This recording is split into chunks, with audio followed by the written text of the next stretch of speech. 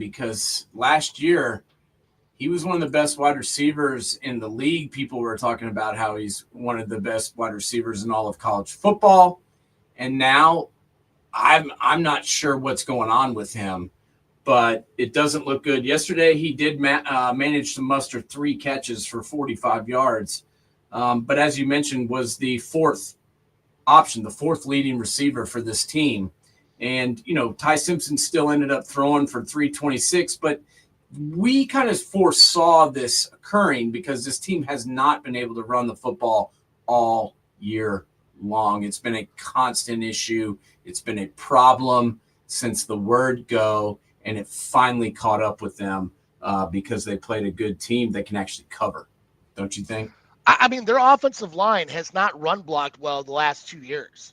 And it's gotten even more exposed this year because, I mean, let's be honest, Jam Miller is not to the quality that you saw of running backs during the Saban era. Hell, the Shula era. Like, you can go back even farther. I mean, this is this is probably the worst running back core Bama's had, probably going back to, the 60s. I mean, I'm like going through eras in my head, and I'm like, they always had one guy at least. One guy, at least. Hell, during the Saban era, you had guys who were third string who were going to be playing in the NFL. Now, I mean, there's nothing there. Yeah, and you got to think, our Mason Thomas, in my opinion, is one of the biggest disruptors that Oklahoma has on defense, and he didn't even play in this game. This was basically the guy that won the Tennessee game for Oklahoma because he was able to strip sack, take it back, whatever that was, 60, 70 yards against the Vols. He pulled a hamstring doing it, but he's just kind of the guy, the fluid that lights the fire for Oklahoma. He gets in the backfield, he makes disruptive plays, he gets sacks, he gets tackles for loss. He didn't even play in this game, and was out with that strained quad or whatever it was. And the fact that they were able to still, get pressure on Ty Simpson and disrupt what he was trying to do, I think is impressive doing that without him. Well, I mean, the one commonality of why Oklahoma's back to being Oklahoma, Brent Venables. Let Brent Venables be Brent Venables. When he was just the head coach, that's one thing. But you and I both know when he gets the hands on that defense, this is a completely different team than we've seen at Oklahoma since when he was the freaking defensive coordinator there before Mike Stoops fired him. But then he goes on to Clemson, and look what he did there. Yep, and he managed 4 sacks yesterday against a team that, has been pretty good pass blocking wise, James. We mentioned they've struggled to make any holes in the running game or to get a push. But they've been protecting Ty Simpson pretty good. If you look at this hit here, you can see some spit flying out of Ty's mouth that's actually stuck to his helmet and is flinging outwards. That's called a slobber knocker for back in my day.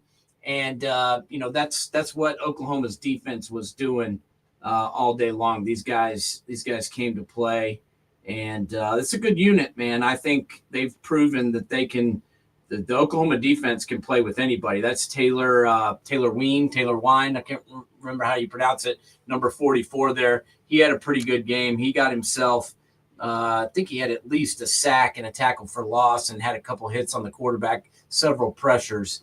They were making life tough for Mr. Simpson all day long. It's funny. I heard this analogy yesterday, and at first I was like, I didn't like it, but the more I kept thinking about it, it makes a lot of sense. Oklahoma is the SEC version of Iowa. Great defense, great special teams, just find a way to win on offense. But the defense, special teams are going to make it happen. True that. They had a couple of big returns in this game as well, which I was impressed with. So you've got to give Venables credit. He's gone into 2 pretty harsh environments in the last 3 weeks here in Knoxville and also down in Tuscaloosa, and found a way to get 2 big-time road wins. I think this propels Oklahoma into the playoff picture as of now. What do you think? Agreed. The question is where you put them, but I think right now they're there. Yeah, I have no idea where you put them. I don't know where to put anybody at this point, but I definitely think you have to include them. We're going to get to a couple of the other games and then talk about where we stand here now in middle of November with the college football playoff 2025. Football season is here, and SeatGeek is my go-to for buying tickets. Now, with SeatGeek, every single ticket is backed with their buyer guarantee. We've all had plans change, and when you can't make it to the big game, SeatGeek has you covered. They're the only ticketer that allows you to return your tickets ahead of the event for credit with SeatGeek swaps. So when things come up, I know that my tickets won't go to waste. So what are you waiting for? Download the SeatGeek app to maximize your possibilities and shop live events with confidence. Do it. Go to SeatGeek.com right now. Enter in promo code NSS. That's Nancy, Sam, and get yourself into the ball game. You just mentioned that you were calling Oklahoma, the Iowa of the SEC. I would kind of agree with you, except Iowa isn't as good as people claim. This team, still just can't get offense going when they need to. Yesterday, there was a crucial interception, an interception at a crucial moment against USC. This USC team is another one that I can't really figure out. I don't know where to put them. I don't know exactly how good they are. I don't know. I don't know what to make of them. They are 8-2. They've had some decent wins. They've looked bad at other times, but they're still alive in this thing and had a nice win yesterday, taking down Iowa 26-21. What did you take out of this game, and what do you think of USC now, James, after you've seen, a 10-game sample size from the Trojans? Well, this is once again a game of two halves. If I watched this game pretty closely, and I thought the way it started out, Iowa was going to roll them. They were they were moving the ball through the air, on the ground. Gronowski was just on fire. The defense was playing well. And then after their third score, halfway through the second quarter, the script flipped. USC held on, came out of that, going into the half. They were 21-10. They got that field goal late. And everything kind of changed. And I got to I've been a big critic of Lincoln Riley, that his line of scrimmage play looks like Tarzan and plays like Jane. Their second half, that line of scrimmage play looked really, really good. They made smart decisions on how to change things up. Jordan Maivia didn't look great by any stretch of the imagination, but they did enough to win. They got the ball moving on the ground with King Miller. Defense stepped up, especially on first down, making sure Iowa was getting in third and long situations, getting them out of their comfort zone, and they just kept picking away at them. And USC pulled it off. I mean, this was, going into the final 10 minutes, I didn't see a scenario where Iowa was going to win because they just didn't feel like they had any momentum whatsoever. I mean, every time they would do one thing right, three more things would go wrong in the next play. Like it was a game of confidence, in all honesty. Yeah, it was lots of shifts in momentum for sure. But I believe King Miller, who you mentioned there a moment ago, to me, he gives an edge to this USC. And what I mean by that is he brings some physicality that the Trojans have kind of lacked. I mean, this dude is a bruiser. He's a freshman. He doesn't play football like a freshman. He looks like a grown man running people over. This is a guy, 3rd and 1. You can hand him the football and be pretty rest assured that he's going to get it done and going to get you the first down. I like what he does. And then once again, USC, we talk about Ohio State's wide receivers all the time. USC is capable of producing wide receivers as well. Amon St. Brown, Drake London, and now we've got Makai Lemon. I mean, he is obviously Jaden's favorite target. 10 catches yesterday, 153 yards. I mean, Iowa, once again, it's hard to win a football game against a good team when all you can muster is 12 completions Once again, I know you like the Hawkeyes, but I just look at the Hawkeyes the same every year because we talk about how good they are, or I don't. Other people talk about how good they are and how great their defense is, how tough they play, and then they start playing good teams and they rattle off loss after loss. And this year is no different because they're now 6-4, and it seems like their wins always come early in the season, and then as we get towards the tail end of the season, they once again lose. And I mean, look, you looked last week. Oregon had to drive the length of the field to beat them at the end of the game. Indiana, same way. Iowa State, like these were very tight games. It's not like Iowa was getting their doors blown off. I know. I'm just saying they always seem to lose when they play good teams, and this year's no different.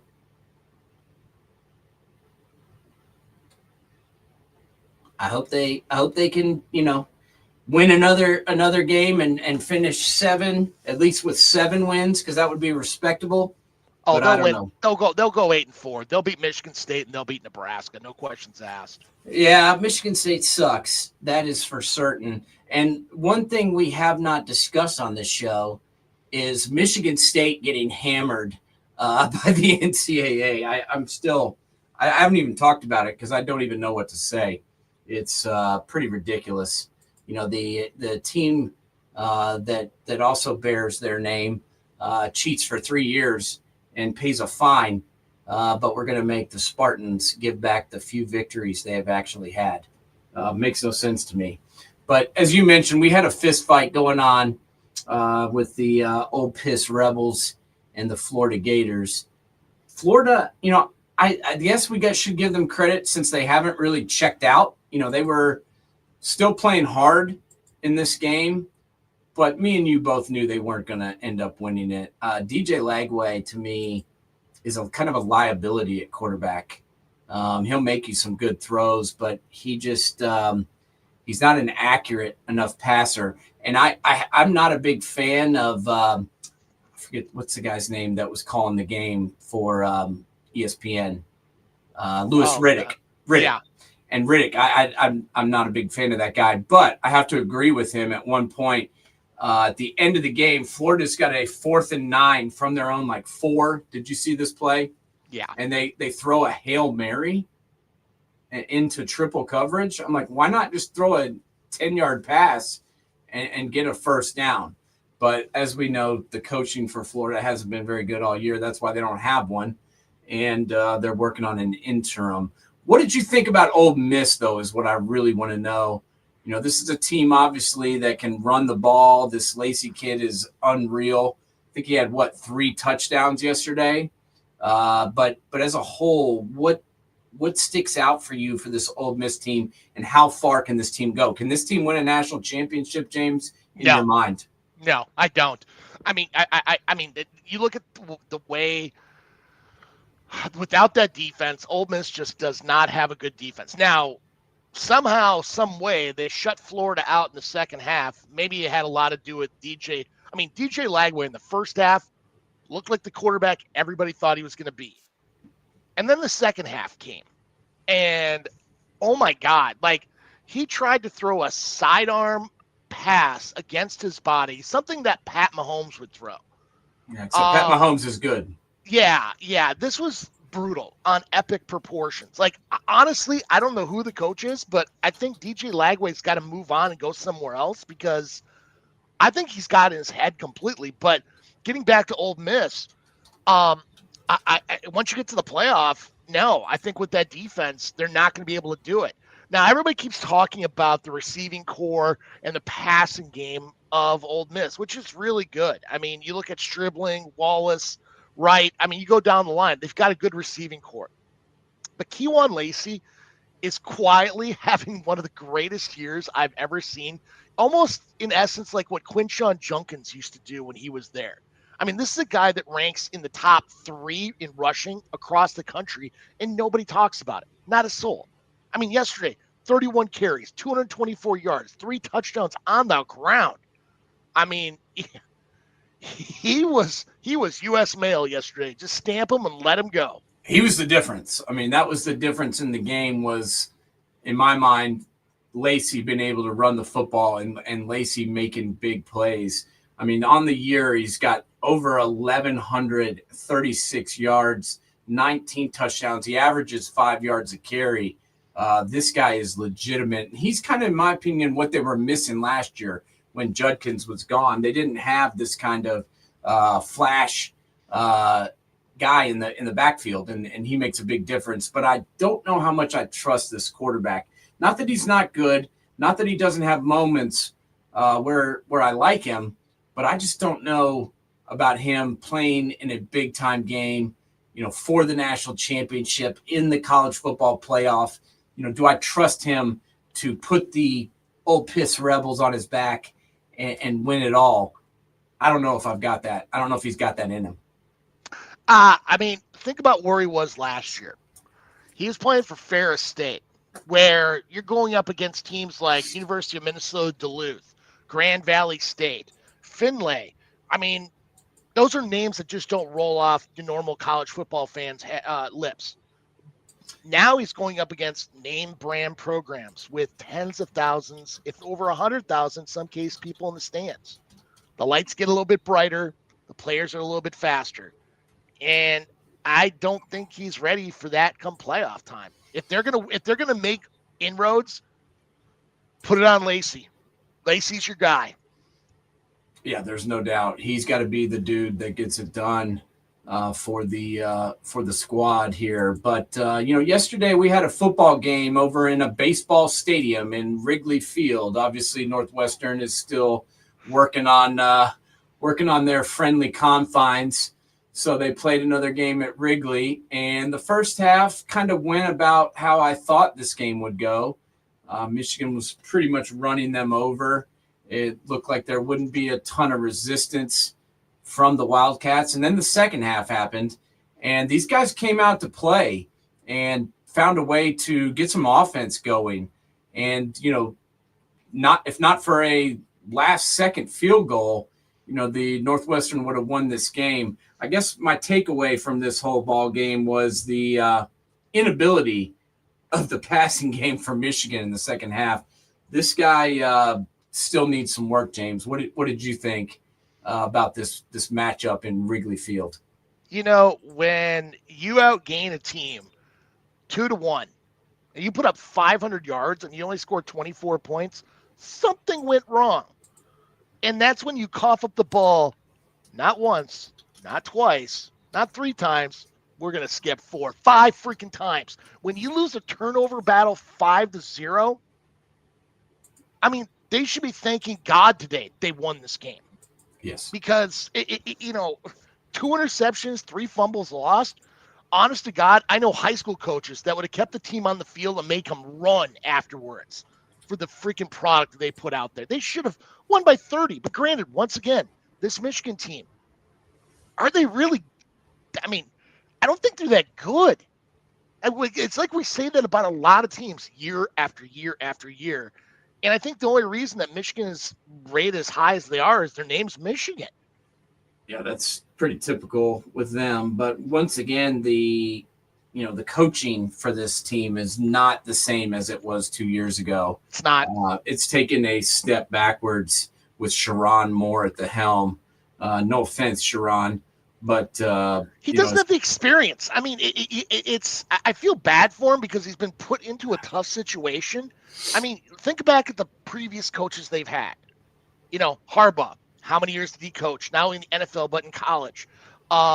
Before that, Rich Rod, Brady Hoke. I mean, you've had guys who were always head coaches except Lloyd Carr, but Lloyd Carr was an institution in the program. Yeah. He was there for a long time. And, another pretty phenomenal game. One thing you can say about this team is they can, we talked about Alabama not being able to run block. This Michigan offensive line can run block. 216 yards on the ground. That includes negative plays. Jordan Marshall goes 19 carries for 142, but he got banged up at the end. And now, Justice Haynes is hurt, and now Jordan Marshall's hurt. I don't know the severity of those injuries, but I would be a little bit puckered up in the rear section if I was a Michigan fan right now, just because without those two guys, this offense could be in trouble, James. I mean, especially when you got to go to Maryland next week. Maryland's playing for a bowl bid, and heck, I keep hearing Maryland's playing for Mike Locksley's job. Yeah. It's not like you've got a receiving core of anything to brag about at Michigan. So if you're going to win, you got to win on the ground. Yep. Okay, so let's go over to the Notre Dame Fighting Irish. They're taking on, the freshman quarterback from Pittsburgh. Everybody's been ballyhooing him. And then they interviewed their coach this week and asked him if this is a must-win game. And he says no, James. He says, I don't care if we lose by 100 points. We care about the ACC games. Well, first off, doesn't Notre Dame kind of play in the ACC, or at least they do in every sport except football, and yet they still play ACC games where they get 5 a year? Yeah. And why would you not want to win this game, James? It's a nationally televised football game showcasing your team. How do you think the team feels after hearing their own coach say that the week leading up to the game? I was blown away by those statements by Pat Narduzzi. I mean, quite frankly, this is maybe one of the biggest games Pitt has had in their program since Narduzzi's been there. Thank you. And I mean, you got the national spotlight. Hell, we talked about it. It's the game we wanted to watch. Holy crap. And game day was there. Yeah, I thought Child Protective Services was going to step in and arrest Marcus Freeman because they were beating Pittsburgh like they were little kids. Like 37-15 made it sound close. Yeah, Their defense was kicking the ever-living shit out of them. And Jeremiah Love goes off again, almost 150 yards on the ground. They couldn't stop it. They knew it was coming. This is definitely the biggest game in Pittsburgh football since Kenny Pickett was there, I guess I'd say, and had a couple of big games with him and Jordan Addison, before Jordan transferred to USC. They had a couple of spotlight games, but certainly nothing in the last couple of years. You get a chance to showcase it, and you start talking about how you don't even care if you're going to win. I think that sends the wrong message. And I like Pat Narduzzi. He was a great defensive coordinator at Michigan State for a long time, but blown away by those comments, and his team got blown away by the Irish. So now the Irish are 8-2, James. They've won 8 straight. They certainly think they deserve to be in. Where you have them? You got them in now after this win over Pitt? I do. Okay. I have them in. I mean, honestly, this was not the greatest game in the world for CJ Carr. I mean, 2 picks. I mean, 21-32, 212, 2 touchdowns, 2 picks. I mean, it was pedestrian. It was the running game. It was the offensive line driving the ball. But honestly, I love that tight end, Eli Riordan, 6'7", 250. This kid gets first downs. This kid is hard to bring down. He is that typical Notre Dame tight end where, quite frankly, just go there. You're going to get drafted. And he is filling that role once again. He certainly is, and he's a really good player. Might be their best receiving option on the whole team, and I like him too. I just, I'm not sure how far this team can go. I think, honestly, they're kind of a step backwards quarterbacking-wise. Last year, Riley Leonard, a little bit. I don't know. I just trusted him more, I guess, than I do the freshman here. Yeah, and that could be their undoing. But I've got them in as well, just because their schedule's not as bad as some people make it out to be. They've played, they played a team from the SEC. I don't know these people that talk crap about the scheduling of some of these teams, and their non-conference games they go out and play SEC teams. I don't know what you want them to do. 8-2's 8-2. They've got some good wins. I like Marcus Freeman's doing here. I think this team is way more physical under Marcus Freeman than they were under Brian Kelly. Not to mention they actually like their coach now instead of just having to play for him, right? Well, the one thing that keeps bothering me though with all these new coaching, these coaching positions open. Please, crackheads, stop thinking that you're going to get Marcus Freeman to leave Notre Dame after this few years to go somewhere else right now. Like, yeah, your program may be nice, it doesn't have the cachet of Notre freaking Dame. No, he's not leaving Notre Dame. Why would he? Yeah. He's not. He made the national championship last year. He's not going anywhere. They just locked him up in a long-term deal. He's going to be around Notre Dame program for a long time, and that's a good thing if you're a Notre Dame fan or if you're a Notre Dame player. He's doing a great job recruiting. He's developing players, and he's winning games at a pretty high clip. Another team that, we talk about the ACC. It's a mess, James. I mean, it really is. Miami's back to playing a little bit better. Georgia Tech seems to look worse each week. Oh, man, they should have gotten beat yesterday by your boys at Boston College, who I didn't think even still were playing football, and takes a last-second field goal for Georgia Tech to win. Now they keep their hopes alive, obviously, and looks like they're going to be in the ACC championship, but I'm not impressed with the Yellow Jackets, James. What did you think about the game yesterday against Boston College? Well, besides the fact between both teams, they combined for 70% of a mile in total offense. Yeah.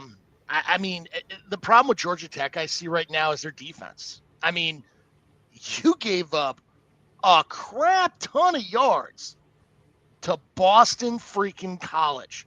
That's right, 1 in 10. 1 in Boston. 10. I mean, let's go and look at their win this year.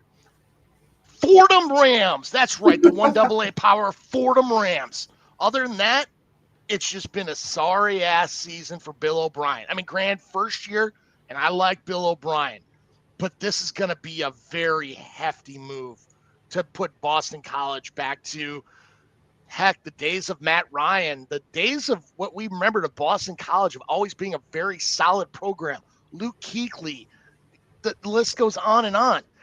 Now it's a team that looks like UMass. Isn't this his second year? I thought he was there last year because he had Tommy Castellanos, and they didn't get along real well. And so Castellanos takes off. You're right. Yeah. So, yeah, it's year 2, but they were better in year 1, to be honest. This team is fairly devoid of talent, in my opinion. And now at 1 in 10, man, it's getting embarrassing. 362 yards in the air and 175 on the ground. And you lose. And you lose. I feel bad for Boston College because this is the type of win that program needs to go to the next level. But Georgia Tech, I mean, I love Georgia Tech. I mean, I think Haynes King is so underrated, it's not even funny. But they're not going to make the playoff. They're just not. Yeah, I don't think they are either. I don't think they should. I know that ACC is going to get one team. I think that might be one too many. Yeah, exactly. But honestly, if I put Miami versus Georgia Tech right now, I mean, I think I'd have to lean towards Miami just because I don't think Georgia Tech could stop them.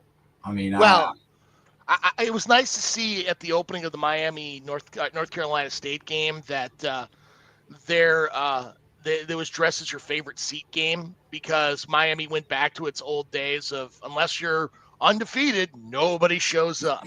I mean, there maybe was 5,000 people there, maybe.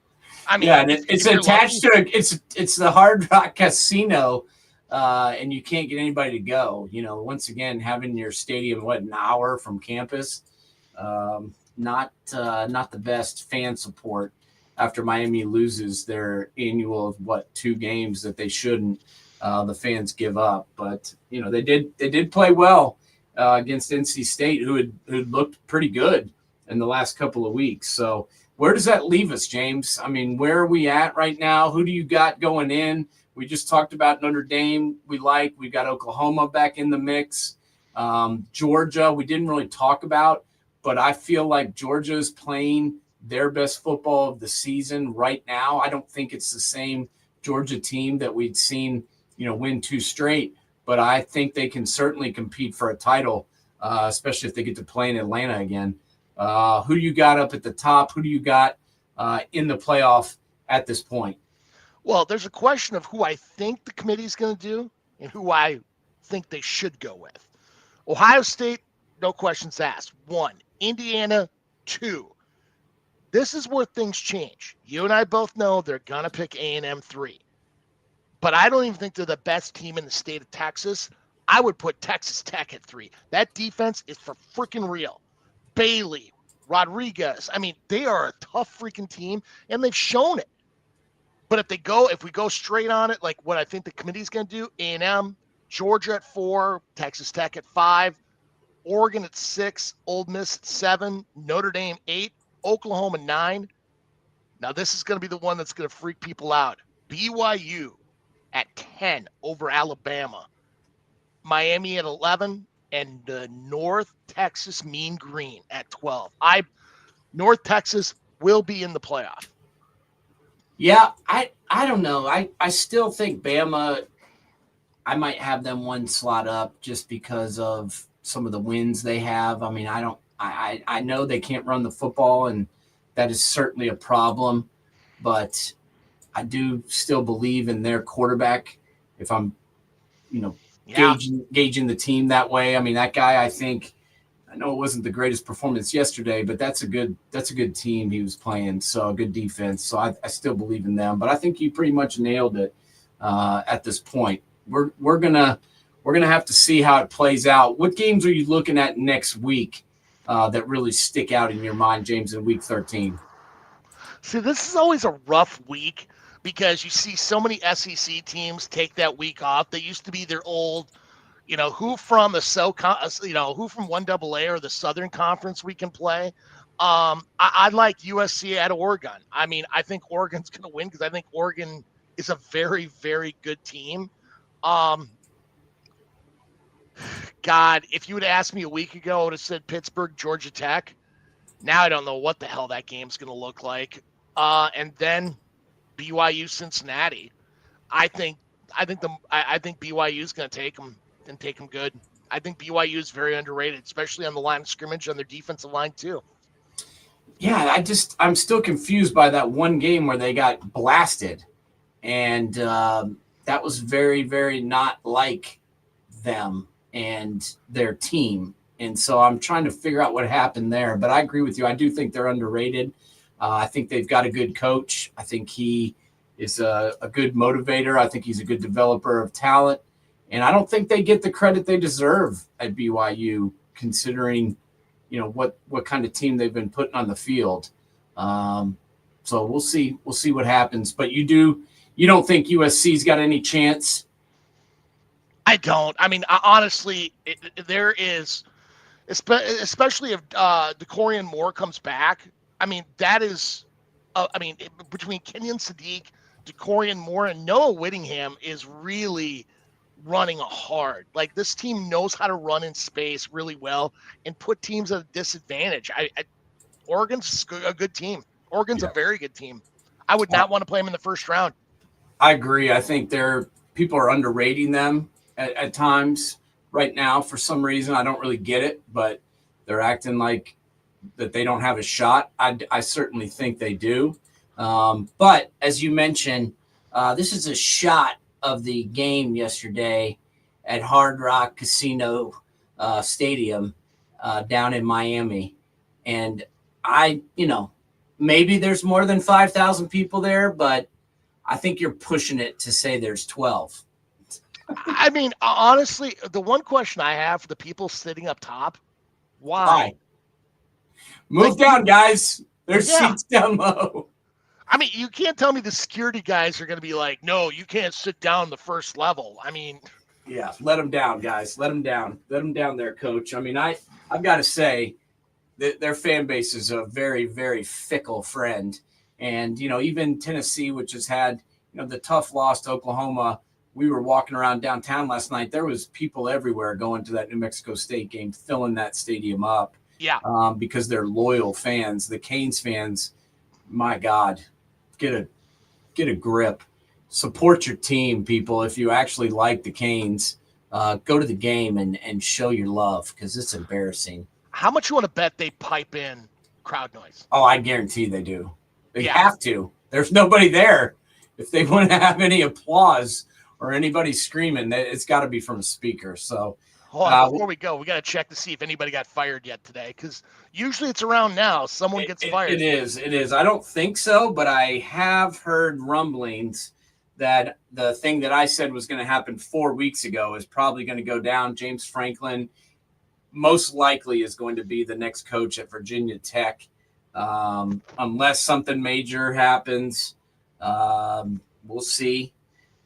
Supposedly Loxley is going to stay at Maryland, the athletic director announced, but I haven't seen anybody get fired yet. I would not be surprised if our boy Shane Beamer gets fired. You know, if Shane Beamer did get fired, if I'm James Franklin, I may pump the brakes and want that South Carolina job. Yeah, I think that's a place he could win at. I mean, he has a better recruiting base to play from, more money to play with. I think it's a better job for him. Yeah, we'll see. We got a lot of movement, and that's one thing I'm going to talk to you about next week. We're going to break down the remaining open jobs, get a count on that, and then we're going to do a little guessing game of who we think is going where, because some of these positions are going to start being filled. So pucker up, Buttercup. We got college football coming in hot. We're going to be closing out the last 2 weeks of the season, and then we'll be rolling into conference championships and the playoffs. So thank you to everybody for tuning in today. Go to SeatGeek.com, type in promo code NSS, get your tickets, get to a ball game, support your team if you're a Cane fan, and go to SeatGeek and get your tickets, Canes, and get loose. So we'll see you, James. Keep your chin up. And we'll talk real soon. National Streaming Sports is brought to you in part by BetUs.com, designed for true fans. NFL odds, Week 1 and futures, college football odds, including Heisman Trophy favorites and playoff odds, NBA odds of division winners and playoffs, Major League Baseball playoff and World Series odds, the National Hockey League Conference playoffs, and Stanley Cup odds, and boxing wagers. Betting opportunities include versus the spreads and outright winners, also during the game. Use our link on our website, nessp.info, the Bet Us Opportunities webpage, for a 125% bonus on your first 3 deposits. Must be 21 years old, and remember, bet responsibly.